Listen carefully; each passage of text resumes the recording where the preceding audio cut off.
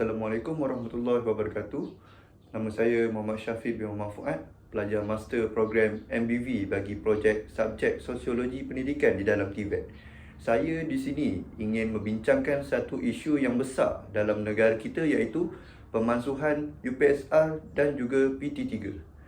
Pada tahun 2021 yang lalu, bekas Menteri Kanan Pendidikan iaitu Datuk Dr. Razi Jidin mengumumkan akan pemansuhan pemeriksaan UPSR dan PT3 secara total. Tambah lagi beliau, hal ini penting kerana pemansuhan ini akan membantu meningkatkan minat pelajar terhadap pendidikan STEM, iaitu Sains Teknologi, Kejuruteraan dan Matematik. Beliau berkata kerana adanya sistem UPSR dan juga PT3 ini, pelajar-pelajar di sekolah menjadi takut untuk menceburi bidang sains kerana bagi mereka, subjek sains ini adalah subjek yang susah. Walau bagaimanapun, isu pemansuhan ini dikatakan agak terburu-buru dan tergesa-gesa.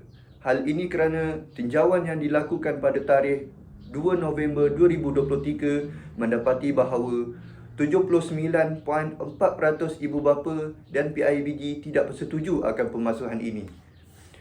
Mereka ibu bapa risau akan pendidikan anak mereka dan mereka risau anak mereka tidak mempunyai motivasi untuk terus belajar mencapai keputusan yang cemerlang.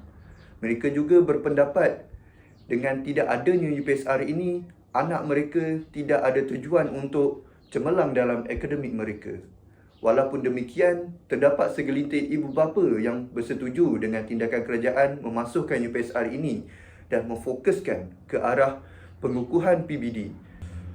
Mereka berpendapat sistem ini tidak hanya memfokuskan kepada peperiksaan semata-mata, tetapi ianya memfokuskan kepada keseluruhan pembinaan individu pelajar itu sendiri secara holistik. Pentadbiran bilik darjah ini, PBD, juga dilihat mampu melahirkan individu yang seimbang dari segi jasmani, emosi, rohani, intelek dan sosial.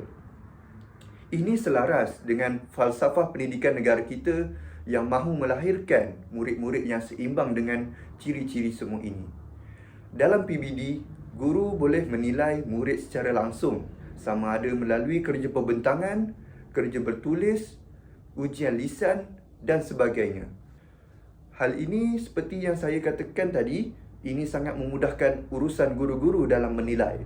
Seterusnya, memupuk semangat belajar murid-murid kita.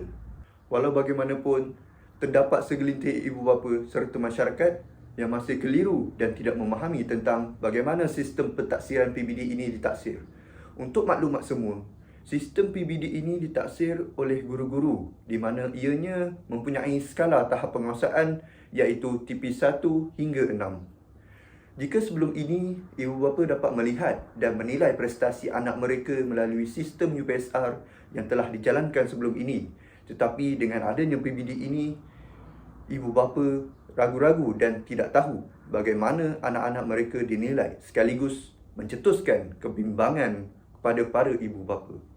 Sebagai contoh, jika ada seseorang murid yang mempunyai keputusan yang cemerlang dalam akademik, tetapi dia tidak mempunyai adab yang baik, guru tersebut akan cenderung untuk memberikan TP yang rendah ataupun sederhana kepada murid tersebut. Berbeza pula dengan murid yang sederhana dalam akademik, tetapi mempunyai adab yang baik, dia mungkin akan memberikan TP yang tinggi kepada pelajar ini. Namun, tidak dinafikan, sistem PBD ini juga memiliki kelemahannya tersendiri. Antara kelemahan yang dapat kita lihat di sini adalah PBD ini memerlukan guru-guru untuk menilai dan menaksir murid-murid dalam jumlah yang ramai sepanjang tahun mereka bekerja. Hal ini akan membebankan guru-guru, ditambah pula dengan tugas-tugas mereka yang banyak sebelum ini. Ibu bapa juga tidak menolak akan adanya unsur pilih kasih dalam karangan para guru. Hal ini umum mengetahui sikap pilih kasih tidak asing lagi dalam norma masyarakat kita. Secara kesimpulannya, isu PBD dan UPSR ini adalah saling berkait antara satu sama lain. Saya berpendapat bahawa sistem UPSR haruslah dikembalikan bagi memupuk semangat belajar dan motivasi murid-murid untuk kembali belajar dan berusaha bersungguh-sungguh untuk mendapatkan keputusan yang cemerlang. Dengan adanya UPSR, murid-murid akan nampak dengan jelas apakah target mereka dan berusaha bersungguh-sungguh untuk mencapai keputusan yang cemerlang. Ibu bapa juga akan lebih faham dan dapat mengetahui bagaimana mereka mampu untuk membantu anak mereka mencapai kejayaan dalam pelajaran.